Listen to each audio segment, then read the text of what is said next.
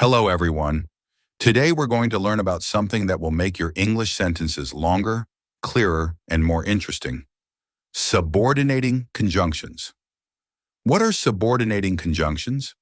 A subordinating conjunction is a special word that connects two ideas, a dependent clause, that's an incomplete idea, and an independent clause, a complete idea. Think of subordinating conjunctions as glue. They glue a smaller idea to the main idea. For example, I stayed home because it was raining. Here, I stayed home is complete, but because it was raining is incomplete. The word because connects them together.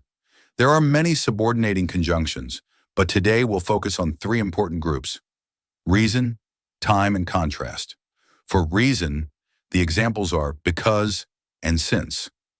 These words answer the question, why? Now for time, examples are when and until. These show when something happens. And for contrast, when we have although and even though. These words show opposite ideas. Here are example sentences for reason. She stayed inside because it was cold.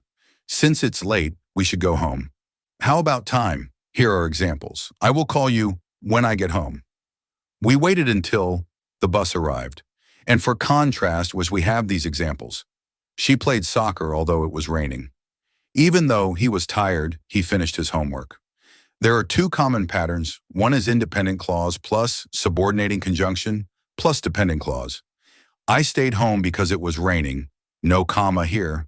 Another is subordinating conjunction plus dependent clause plus comma plus independent clause. Because it was raining, I stayed home. Use a comma when the dependent clause comes first. Quick tips.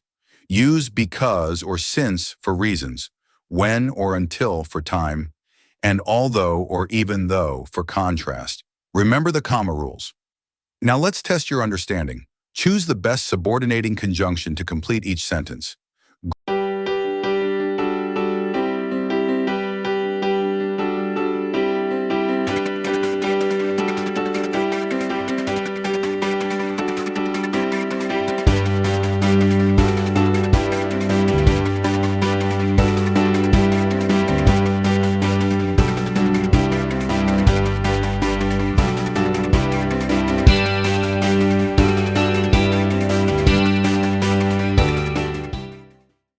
Great work today.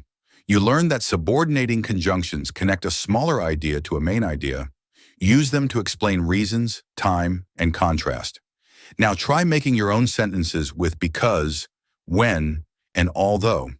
The more you practice, the stronger your English will become.